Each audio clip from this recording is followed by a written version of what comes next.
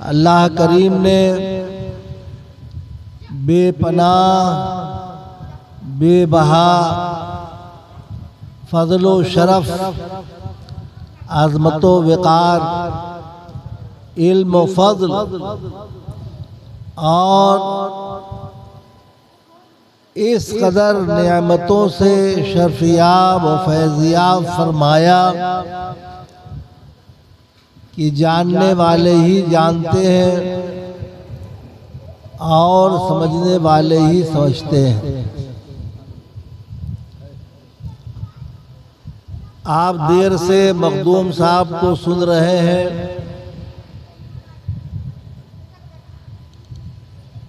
हिंदुस्तान की सरजमीन पर हजरत मखदूम अशरफ एक ऐसा शिफाखाना है, एक ऐसा दवाखाना है, एक ऐसा हिकमत खाना है, एक ऐसा मुहिम्मात के हल का दरवाज़ा है। वो तबीब कामिल हकीम हाज़िक़ और साहिब नज़र जो आन वाहिद में दिल की दुनिया को बदल देने वाले हैं। आन वाहिद में रोता चीखता हुआ इंसान उनके दर पे आता है तो हंसता और मुस्कुराता हुआ लौटता है। मंगता फ़कीर गदागर कलाश उनके यहाँ फटी हुई झोली लेके आता है और ताज शाही पहनकर मुस्कुराता हुआ जाता है। हजरत मखदूम साहब के फ़ज़ाइल, अज़मतें, कमालात, करामात और आपकी बारगाह का फैज़ व हिदायत बयान से बाहर है। इस कदर है कि आप अपनो ज़हन व फिक्र के झोले में समेट नहीं सकते। इस कदर आपके फजलो शरफ़ो कमाल है। आपकी झोली में वो कौन सी चीज़ है जो नहीं है। इंसान को इंसान बना देना कोई बड़ी बात नहीं। इंसान को समझदार बना देना कोई बड़ी बात नहीं। इंसान को राह दिखा देना कोई बड़ी बात नहीं। इंसान के अंदर पहले से बहुत सारी खूबियाँ होती हैं, उसको समझाने की और उजागर करने की ज़रूरत होती है। लेकिन मखदूम साहब वो शख्सियत है कि आपके दर पर बैठने वाला कुत्ता भी बाअदब होता है और आपके दर पर बैठने वाली बिल्ली भी बाशऊर होती है। आपके साथ रहने वाला आपका घोड़ा भी बातमीज़ और बातदबीर होता है। यानी इंसान तो इंसान, जानवर भी आपकी बारगाह में आकर अदब के सांचे में ढल जाते हैं। ए बच्चा लोग को चुप कराओ, बहुत हल्ला कर रहा है। दरूद शरीफ पढ़ लीजिए। अल्लाहुम्मा सल्ली अला सैयदना हबीबना मौलाना मुहम्मदी व आलिहि व बारिक वसल्लम। हज़रत मखदूम साहब के बहुत सारे करामात आपने सुने। कचौचा शरीफ में आज भी बिल्ली की मज़ार है। ये सिर्फ कचौचा शरीफ है जहाँ सिर्फ जानवरों को इज्जत, सरबलंदी और उन्हें कमाल और अजीम हुनर बख्शा जाता है, और उन्हें इंसानों की तरह बल्कि इंसानों से ज़्यादा बातमीज़ और बाशऊर बनाया जाता है। बड़ा मशहूर वाक़या है कि मखदूम साहब जब जौनपुर पहुँचे तो आपकी आयत शरीफा थी कि आप मस्जिद में क़याम फरमाते थे। तो मस्जिद में क़याम करने की बहुत सारी वजह थी। इसमें एक वजह ये भी थी कि जो इल्म वाले हैं, अदब वाले हैं, इबादत वाले हैं, उनका ताल्लुक़ मस्जिद से होता है। हर कोई मस्जिद की तरफ आता है तो सबसे मुलाकात होगी, बात होगी, मिजाज मिलेगा, कैफियत मालूम होगी। तो आज की तरह से जो है चमक दमक वाली मस्जिद नहीं होती थी। मस्जिद तो कच्ची होती थी मगर नमाजी पक्के होते थे। और आज मस्जिद तो बड़ी शानदार, आलीशान, पक्की से पक्की हो गई है, लेकिन नमाजी जो है वो फिसफिसे, कच्चे से कच्चे हो गए। कोई फजर में आया तो ज़ोहर में गायब है, ज़ोहर में आया तो असर में नहीं आया, असर में आया तो मगरिब में नहीं आया, मगरिब में आया तो इशा में नहीं आया। ये कच्चे नमाजियों की पहचान और अलामत। बहरहाल तो आप मस्जिद में अपना मुसल्ला बिछाए बैठ गए। तो ज़माने में मस्जिद के तौर पर एक दालान होती थी और उसी दालान में बीच में मेहराब और मिंबर होता था, बस। बाकी मस्जिद का रकबा बड़ा होता था। मस्जिद के अंदर इस्तिंजा खाना, गुस्ल खाना और लैट्रिन नहीं होता था। जिसको ज़रूरत होती थी वो लोग लोटे में पानी लेकर के बाहर जाते थे अपनी हाजत के लिए। लेकिन यह है कि मस्जिद का दायरा होता था, वो चाहे एक ही हाथ क्यों नहीं सही मिट्टी की दीवार होती थी, ताकि मालूम हो कि इतना हद जो है वो मस्जिद का है। तो आप तो मस्जिद के अंदर दालान में ठहरते, मगर आपका घोड़ा उसी मस्जिद के सहन में ठहरते। जौनपुर जब पहुंचे तो आपने वहीं मस्जिद में क़याम किया और शहर जौनपुर के काजी बड़े नकचिढ़े और बड़े तुनुक मिजाज थे। वो जब आए तो देखा तो पहले ही जो है त्योरी चढ़ी। कहा जनाब क्या ये घोड़ा आपका है? तो आपने फरमाया आपके समझ में क्या आ रहा है?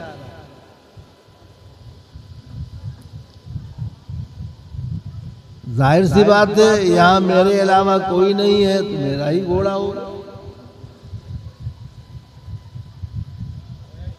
तो कहा कि आपको नहीं मालूम है घोड़े को हुदूद मस्जिद में नहीं बांधना चाहिए? कहा क्यों नहीं बांधना चाहिए? कहा घोड़े पेशाब और लीद कर देंगे। तो आपने फरमाया कि वो दूसरों के घोड़े और गधे होते हैं जो जहाँ चाहते हैं हक मुँह देते हैं। फकीर का घोड़ा भी फकीर के असर का ताबे है। उसे अच्छी तरह से मालूम है कि वो कहाँ रहता है। जब तक ये हुदूद मस्जिद में रहेगा न पेशाब करेगा और न लीद करेगा। चुनांचे आप सरे शाम से लेकर के तुलुए सुबह तक मस्जिद में क़याम पजीर रहे। लोग जो असर पढ़ने आए थे देखा, मगरिब पढ़ने आए देखा, ईशा पढ़ने आए देखा, तहज्जुद पढ़ने आए देखा, फजर पढ़ने आए देखा। यहाँ तक कि आप जब चलने लगे, जब भी लोगों ने देखा कि ना आपके घोड़े ने लीद किया है और ना ही पेशाब किया है। ये मंजर देख करके लोग मबहूत हो गए। और वहीं जौनपुर के काजी से आपका मुनाजरा हुआ, बहस तूल खींच गई और बहुत लंबी बात हो गई, जिसमें एक मर्द कामिल ने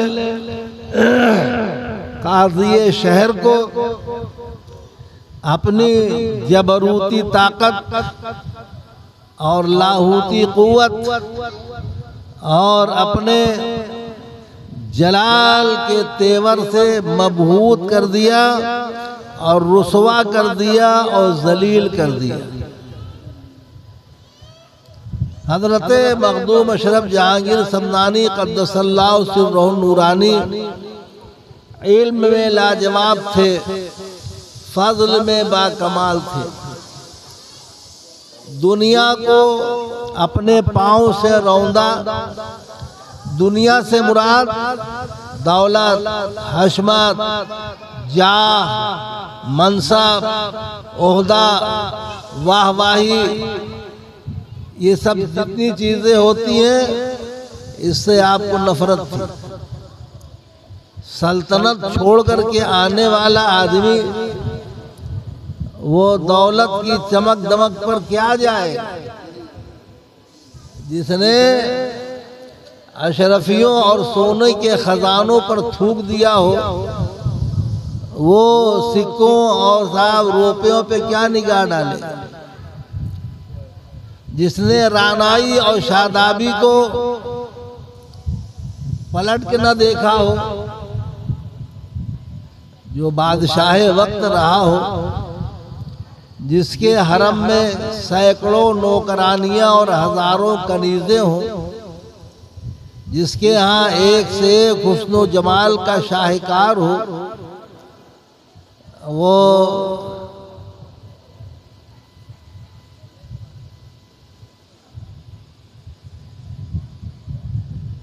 मुफ्ती आज़म हिंद रहमतुल्लाह अलैह ने हुजूर गौस पाक रज़ियल्लाहु ताला अन्हु के बारे में फरमाया है कि कौन आँखों में जचे देख के तलवा तेरा, कौन आँखों में जचे देख के तलवा तेरा। हाँ, तो जो जमाले गौसे आज़म को देख चुका हो, अब उसकी निगाहों में ज़ोहरा जमी और ज़ोहरा जमाल की क्या हकीकत और हैसियत। सुभान अल्लाह। चुनांचे एक वाक़या लताइफ़े अशरफी में ख्वाजा निज़ाम यमनी रहमतुल्लाह अलैह लिखते हैं कि मखदूम साहब जब जौनपुर से निकले हैं तो जौनपुर में बहुत सारे लोग आपके मुरीद हो गए और कुछ लोग पहले से आपके साथ थे।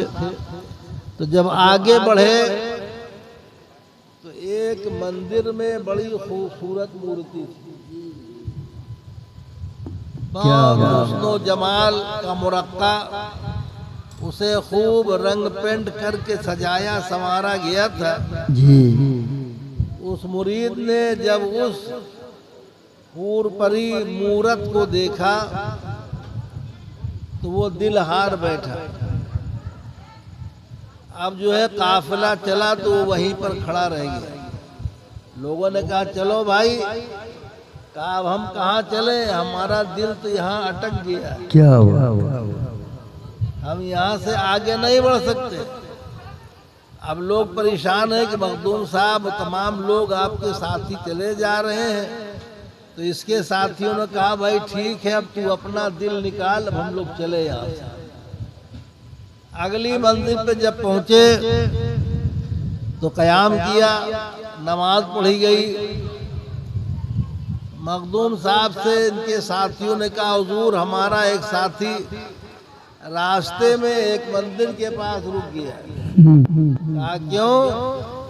कहा मूर्ति को देख के कहा कि मेरा दिल आ गया है। मखदूम साहब मुस्कुराए, फरमाया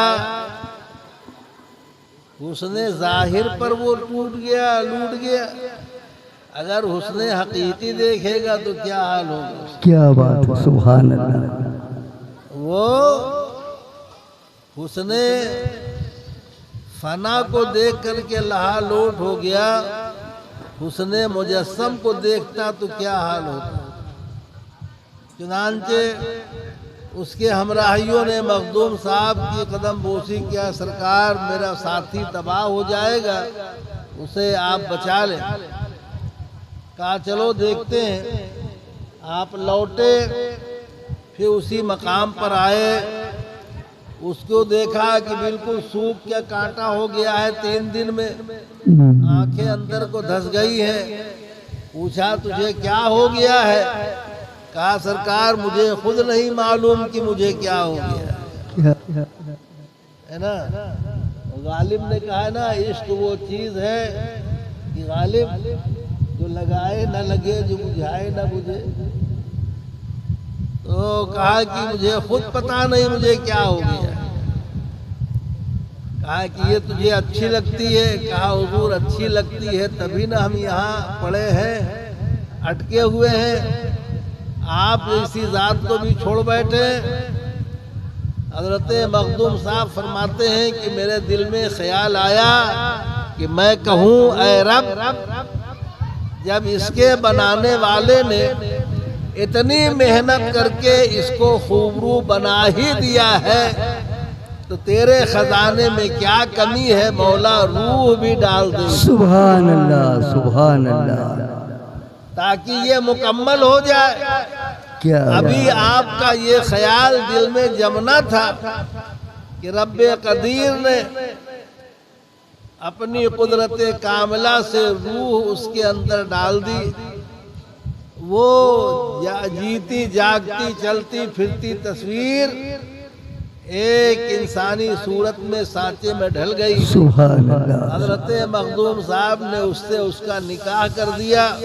कहा ले अब ये तेरे ऊपर हलाल है, अब इसके साथ अपनी जिंदगी गुजार। ये मखदूम साहब हैं जो जानवरों को भी मुअद्दब बनाते हैं, बाशऊर बनाते हैं और ज़ी इल्म आगही के साथ संवारते हैं और पत्थर की मूरत के अंदर भी तहजीब व तमद्दुन की शमा फरोजा कर देते हैं और उसे भी इंसान के लिए नाफे फरमा देते हैं।